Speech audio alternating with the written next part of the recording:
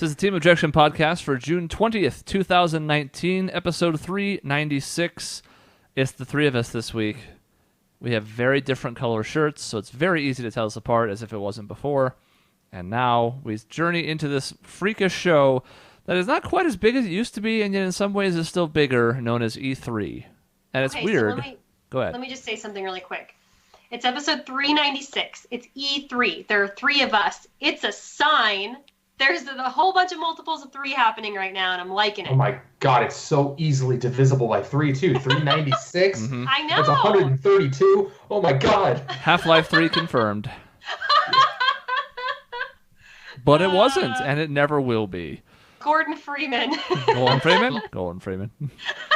Still waiting on StarCraft Ghost myself, so. Yeah. It might be a while. We can't make the Duke Nukem joke anymore. Final Fantasy 15 finally came out.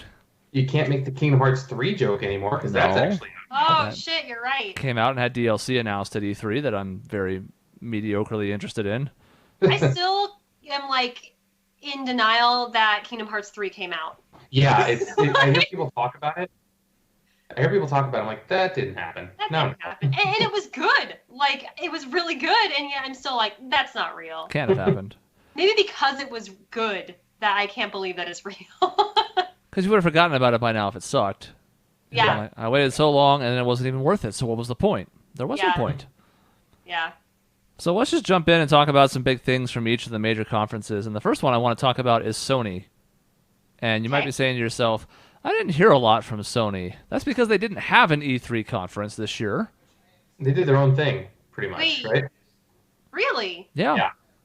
I mean, Yeah. the announcement for the PlayStation 5 came out, 3-ish weeks before E3, I think? Something like that. So is this a good marketing strategy, you think, or a bad one?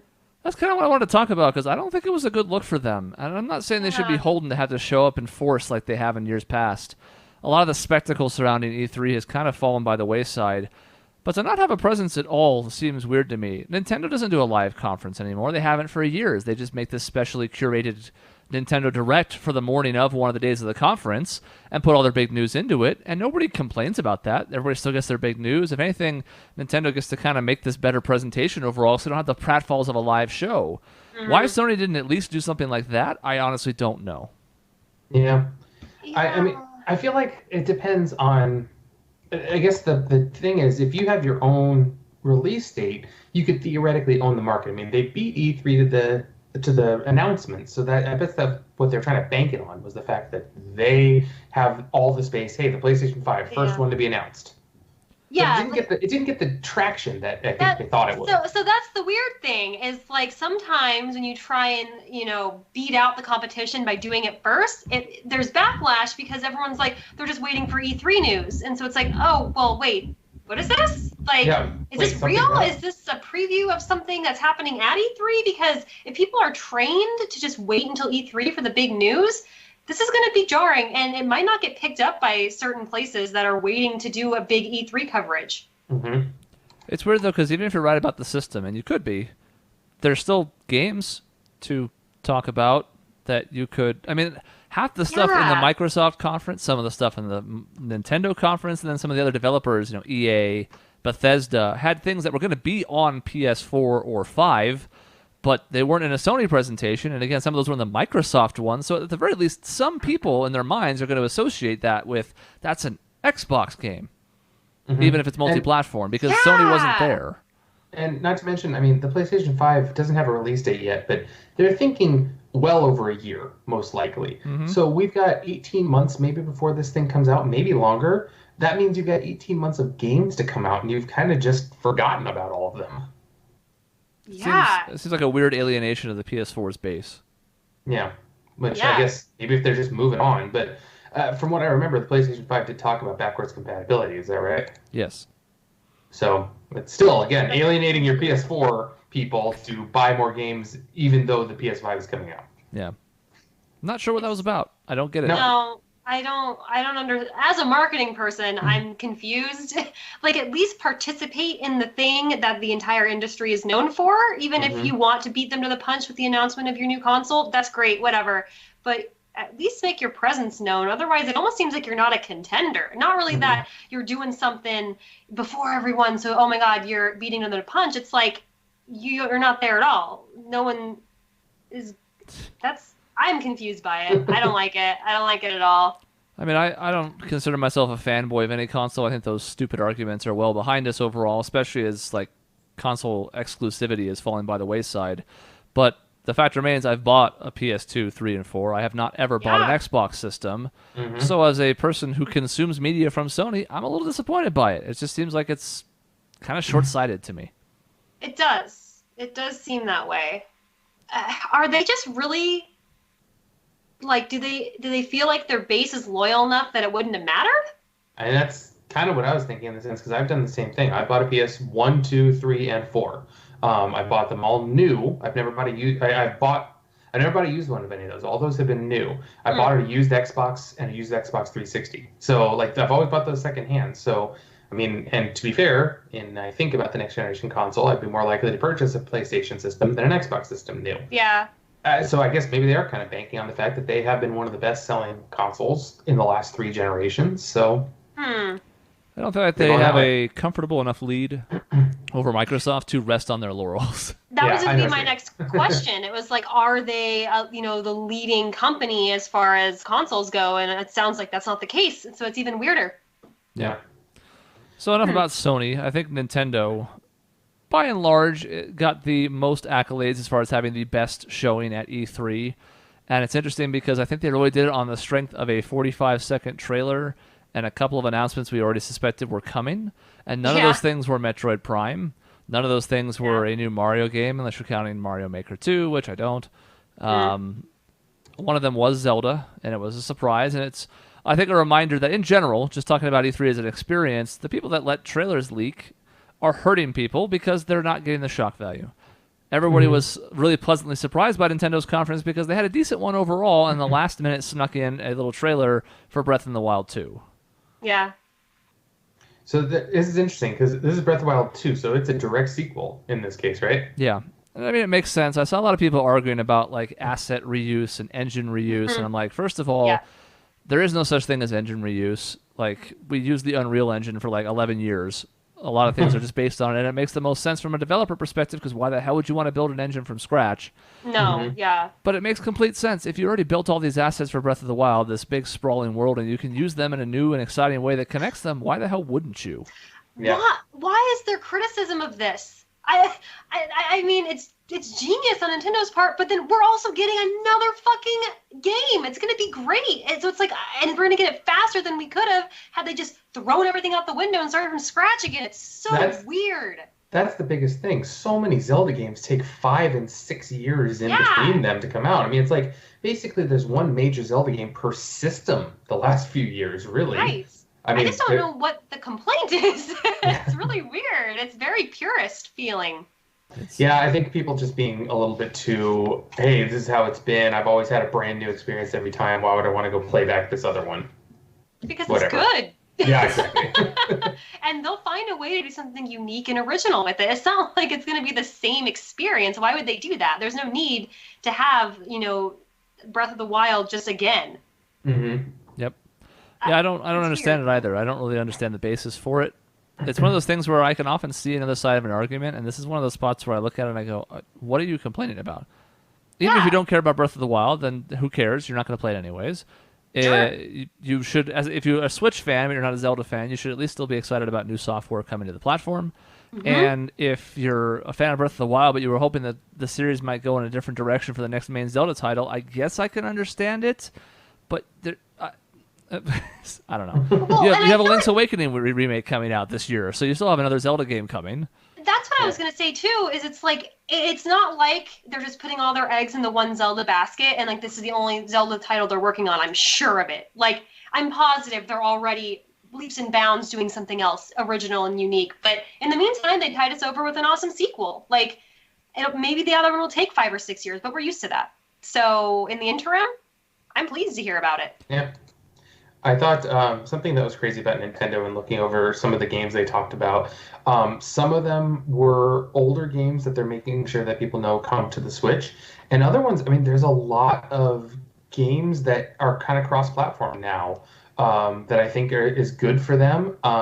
That's really kind of solidifying them as not maybe so much a niche market anymore.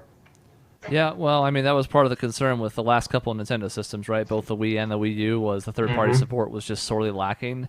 Yeah. And that really hasn't been the case here. Now, if you're really looking to play the biggest AAA titles and you want to play them at launch, you're still not really looking at Nintendo there. But if you just want to have the most comprehensive library on a system that you can take portably, you really don't have a whole lot of things to be upset about here.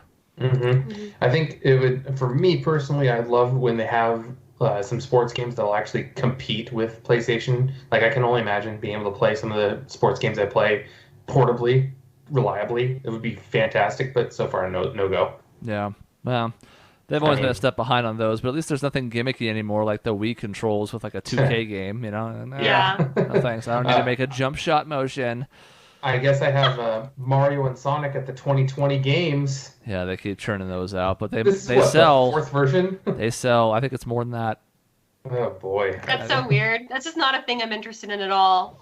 Those go back to like Nagano, so this might be 6 or so. It's bad. Yeah, they've been doing the Summer and Winter Olympics, which is insane to me. I want to see God. Mario and Sonic Olympics series. I want to see how many there are. The first one was released in 2007, so... Mario and Sonic, the first game in. 1, This will be 6. 3, 4. So I was right, 6. Yep, Wowzers. this will be the 6th one. Yep. That's a lot. That's something else, huh? I guess they weren't at Nagano, but it's not the point. The point is they go back a long time. Yeah. Did they announce Pokemon Sword and Shield at this conference as well? Announced, not really. There was some information about them, including, I believe, a release date that had not been before, although that might have been part of another direct right before E3. Okay, I wasn't sure. I heard about it like in the same time frame, and so I wasn't sure if it was like an actual proper release. But it seems really good. Like, I kind of feel like with the last one, they're kind of finding a neat little like rhythm with these games that they just have a little bit of, they have story, they have a little bit of kind of the same old, the graphics are vastly improved, really cute designs. I'm impressed by most of the designs I've seen so far for this new generation. I actually think it looks really cute.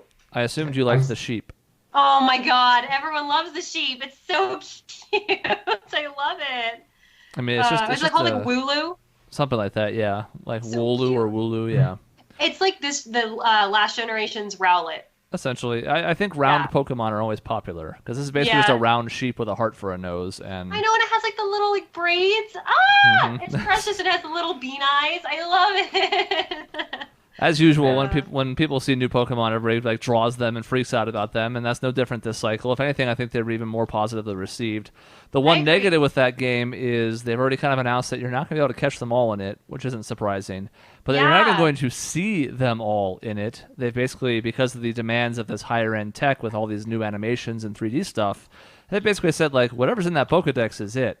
You're not even able to like bring in Pokemon from other systems, even though there's a bank on the Switch where you can be like not uploading, but like integrating them from other titles. They're not going to be in there. I think that's surprising, and I'm a little surprised that they're just ruling it out completely. They're not even talking like at launch. They're talking, yeah, we're not even going to do it as DLC. We're not even thinking about it down the road. We're just like cutting the cord. So they're just making this like a one-shot thing. Yeah, in its own like self-included universe, which is fine. It is, but that's not really how any of the games have been previously. Correct.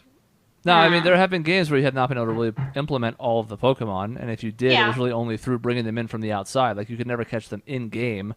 But the fact that they're not even trying to make models for them is a little surprising, considering that they've had, like, you know, Pokemon Coliseum and other games on 3D systems where they could have...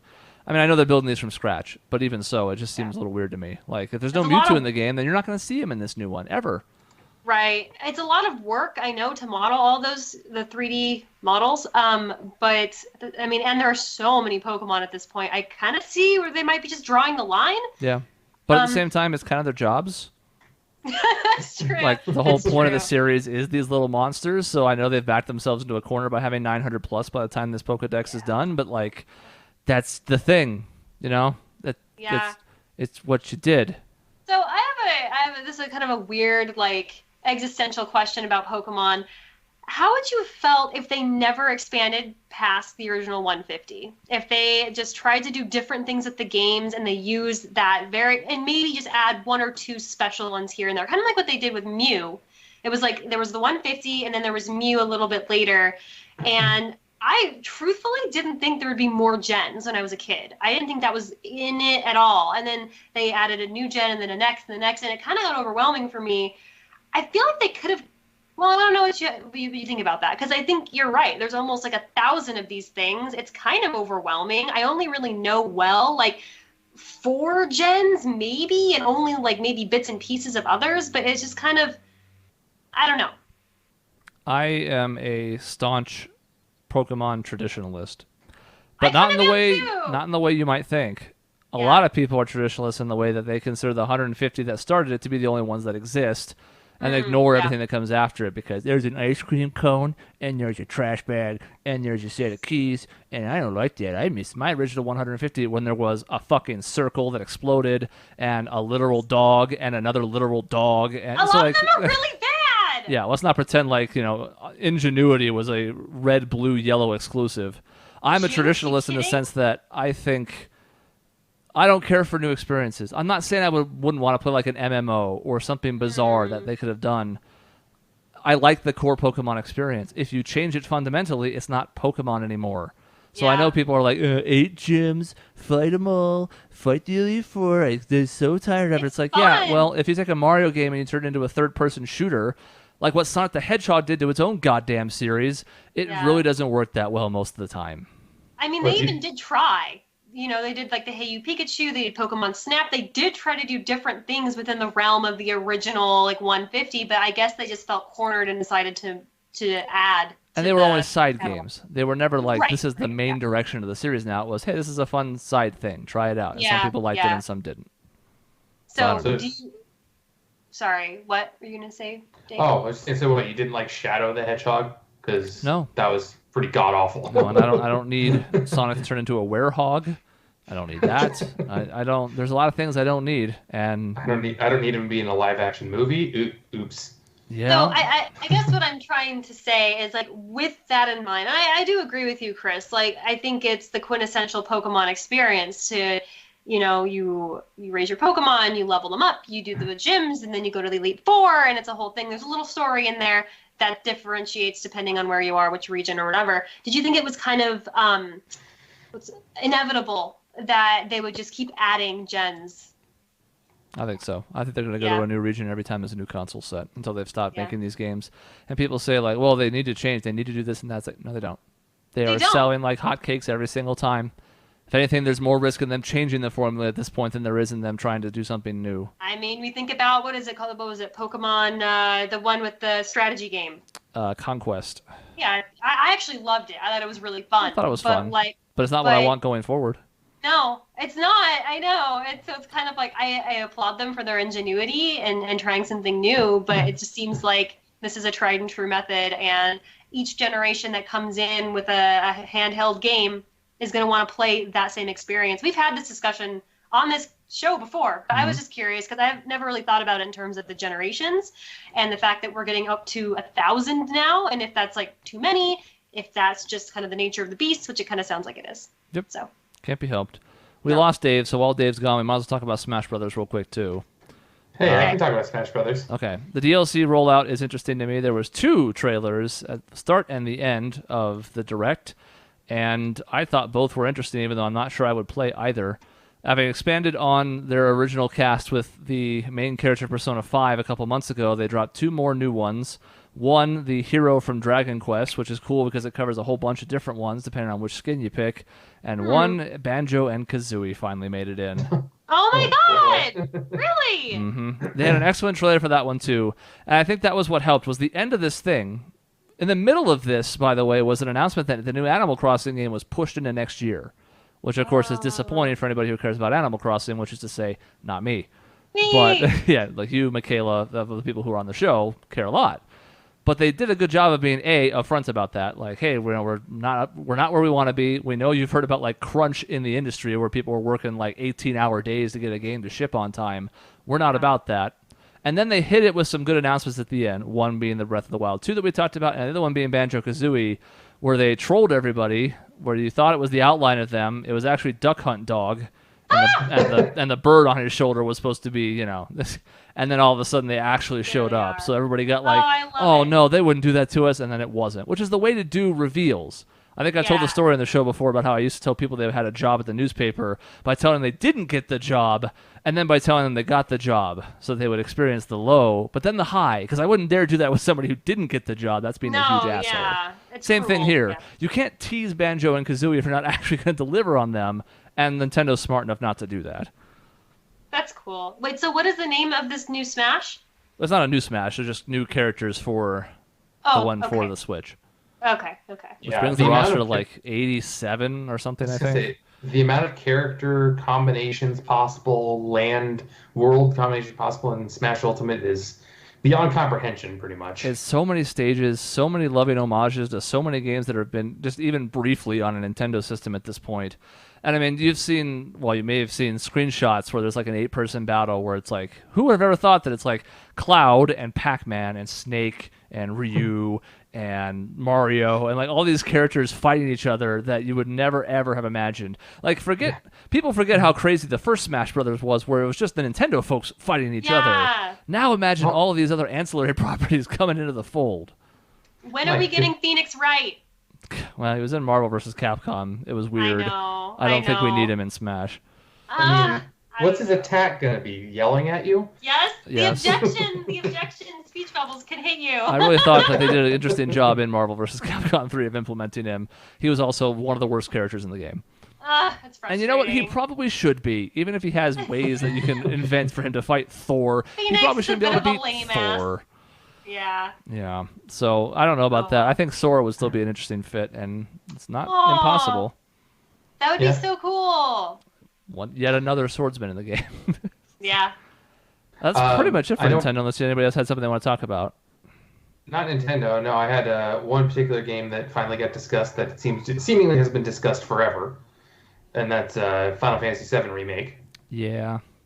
And so I'm interested in the sense of, I feel almost bad that I would almost, if you just said, hey, we took Final Fantasy VII, gave it better graphics, here you go, I would have been like, oh, cool, I'll probably play that. Mm-hmm. But I'm almost less interested because they're changing the battle system so much. I am such a staunch traditionalist in the turn-based Final Fantasy game that switching to this more active battle system is just not appealing to me. I don't know if I'm alone on that. Nope. I am the same way. I've lost interest in Final Fantasy more and more steadily as it's become less and less turn-based. It's what I signed up for in the beginning. Now, I have enjoyed a couple of the more recent games. I thought 15 was fine. I don't know that I loved it, but I thought it was okay.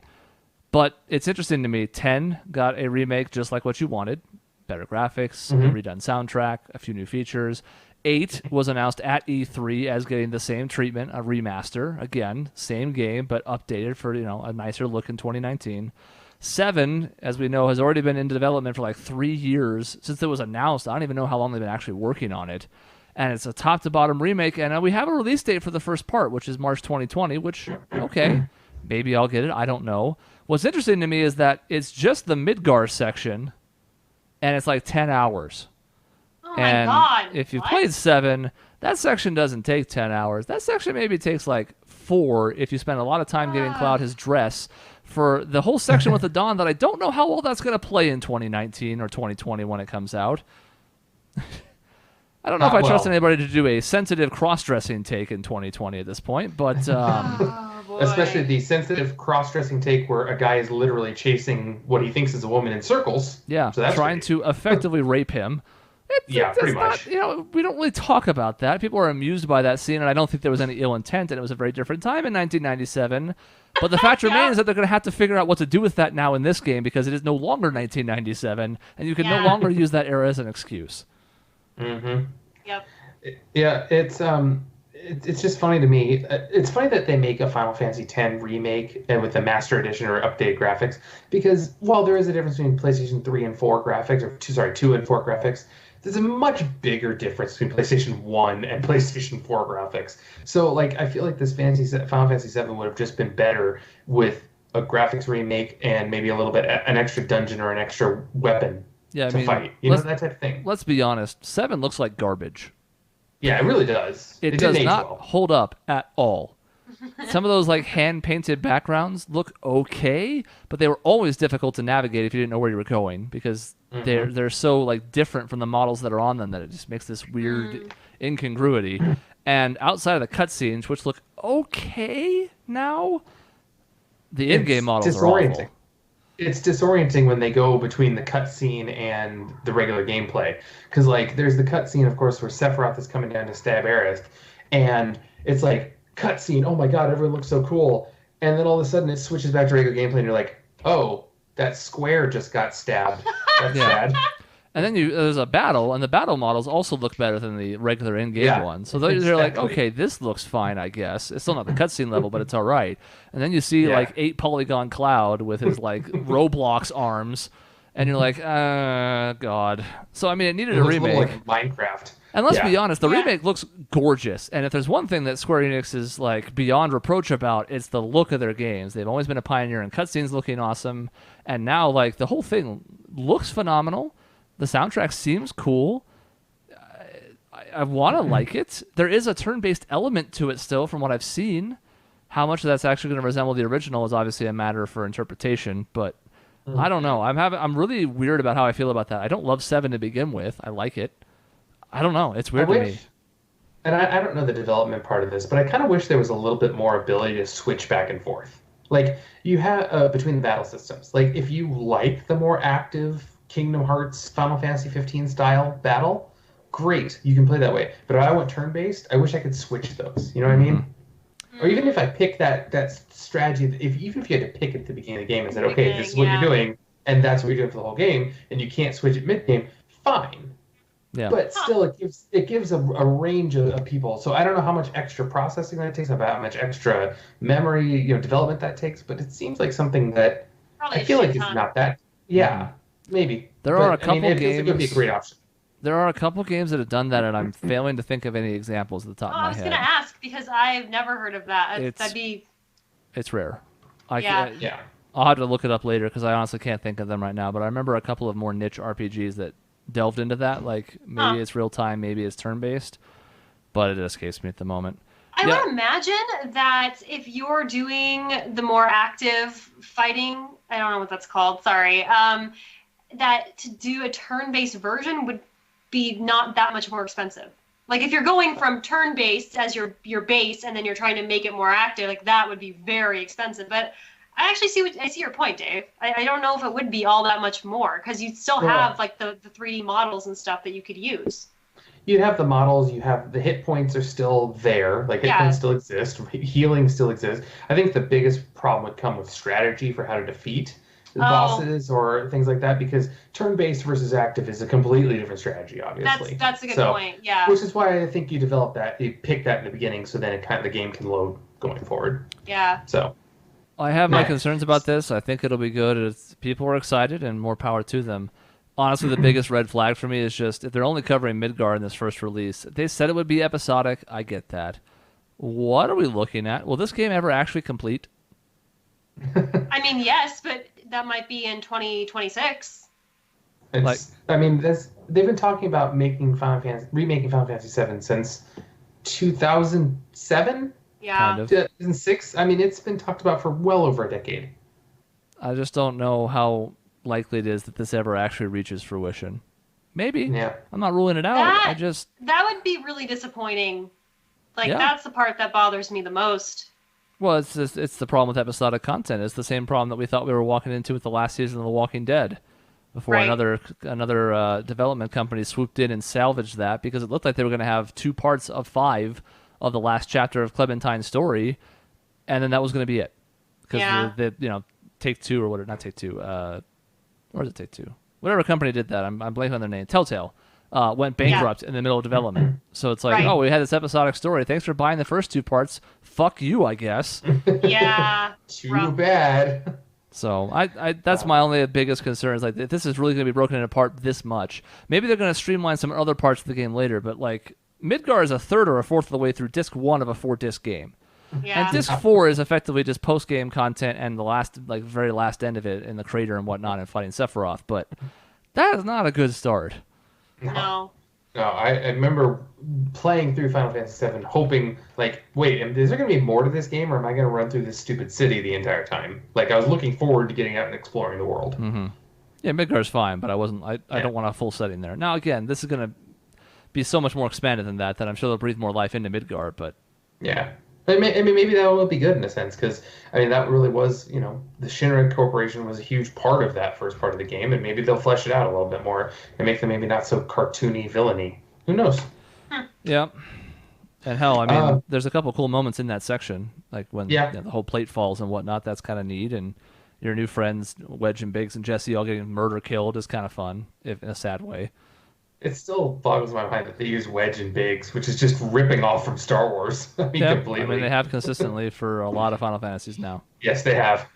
I just saw them again in 14 for the first time in a long time. I was like, oh yeah, you're in this too, right? Oh yeah, Sid, Wedge, and Biggs, they're always there. There they are. So the last thing I want to ask you guys is your thoughts on the Google Stadia. Stadia? Have you pronounced that? I don't even know what that is.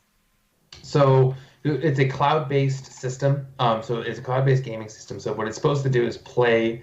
You're supposed to be able to just play it over any web browser that has Google Chrome access, smartphones, tablets. You're supposed to be able to access your games on the go, essentially, through a cloud service. So, I mean, I don't know. They don't have a huge lineup of software as of now, but what do you think of the idea, I guess? Pass. I don't play games on my phone, or, I mean, if I play it mobily, I have an actual device for it.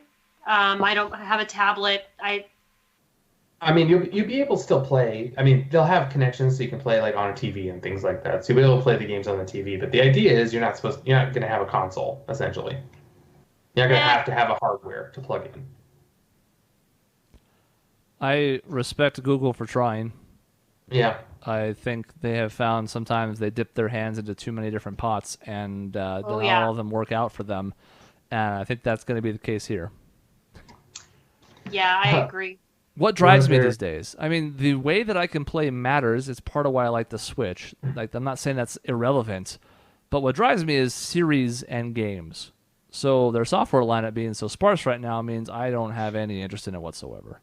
Mm-hmm. Yeah. One of their key reveals is that Google confirmed that the controller that they're going to sell is going to feature Google Assistant on it, which will automatically search YouTube for relevant, helpful videos related to the game they're currently playing at the touch of a key. Yeah. How is that anything to... Oh, boy. That seems very out of touch. I'm sorry. It does a little bit. Like, I mean, a lot of people who are very ingrained with games don't want that help necessarily. No, it's about figuring it out yourself.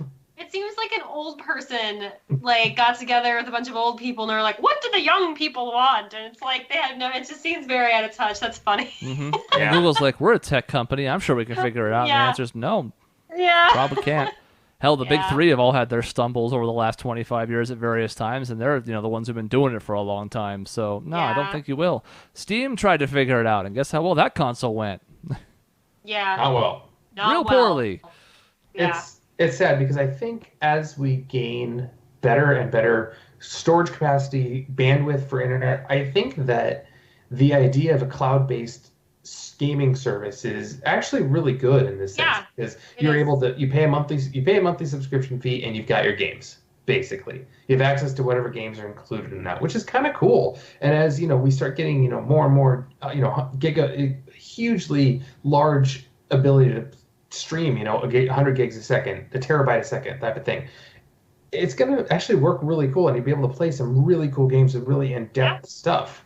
But I think it's going to take people a long time to latch onto it. That's the thing. I think it's good technology, and I think it's going to become more and more prevalent in the future, but we're not there really yet. I think we still have very much that brand loyalty and the console loyalty, and we're willing to pay for physical consoles, and I think that kudos to them for trying, but I don't think we're ready for it yet. And I don't think that they're really giving us much of a carrot to bite, to be honest.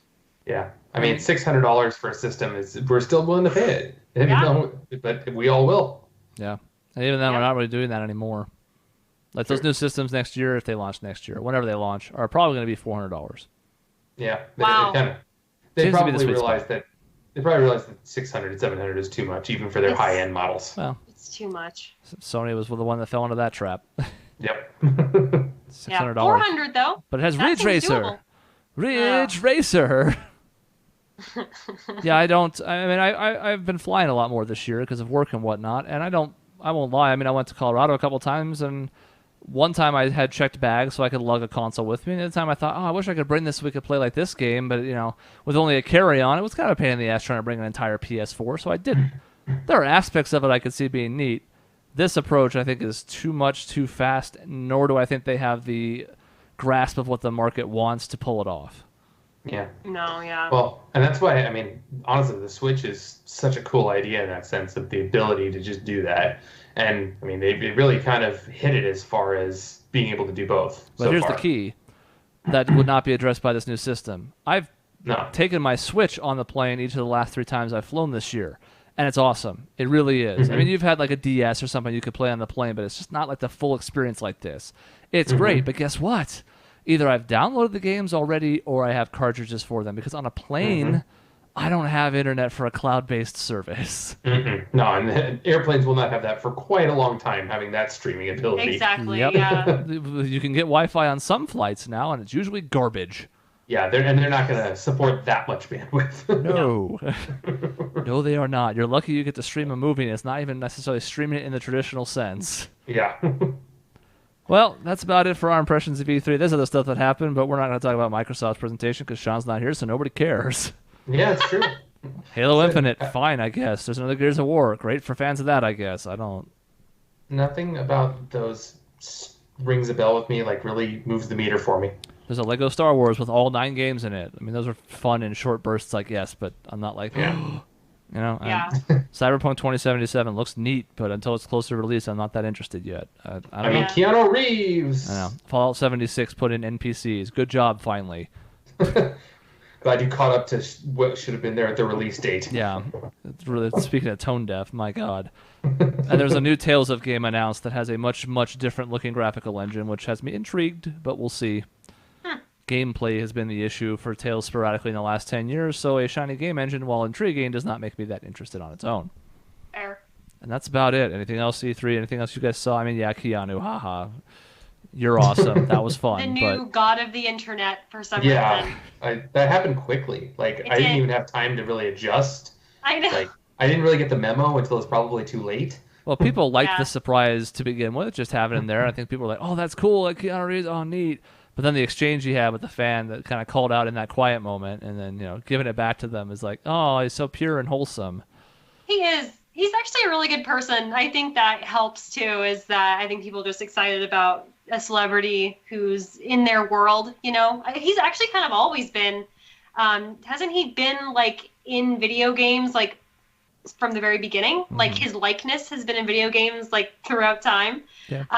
So I think he's kind of like a bit of a video game celebrity in that way, which is kind of cute. Well, when you think about him in The Matrix and how that kind of was intertwined with early era internet, totally. It sort of makes sense how he's latched on as a cult favorite. I was going to say, if we didn't already have him on the list, we should put him on there for Hall of Fame. He's already on the list. Okay. He's on the list of future subjects. It will happen. It will happen someday. There's no way he's going to get a terrible score, but how high can he go? That's a real good question. It's a good question, yeah. You can't get all the way up to, to the Hall of Fame on good looks and good graces, or can you? You might take 2 points off for I know Kung Fu. So you might give him 2 points for I don't know. Depending. That depends on your personality, really. Because Exactly. you're like, man, Matrix 1 was awesome. I love that movie, even if it doesn't make a lot of sense sometimes. But Matrix 1's great. But then also Matrix 3 existed. Yes. Wait, no. I have fully removed it from my memory. It does not exist. Not exist. You got the Men in Black neuralizer for that one? Yeah, I did, actually. Mm-hmm. Alrighty, that's the end of this episode. A little shorter this week since we were all rushing home from work just to get this together. So, life. But next week, we'll see who's around and what we're going to be doing. I don't even want to make any promises because who knows if I can deliver. In between shows, you can find us on our website, objectionnetwork.com, on social media at Team Objection on Facebook and Twitter, youtube.com/Objection Network for new videos 7 days of the week, most weeks. And finally, you can send emails to the show to objectionnetwork@gmail.com. See you next time.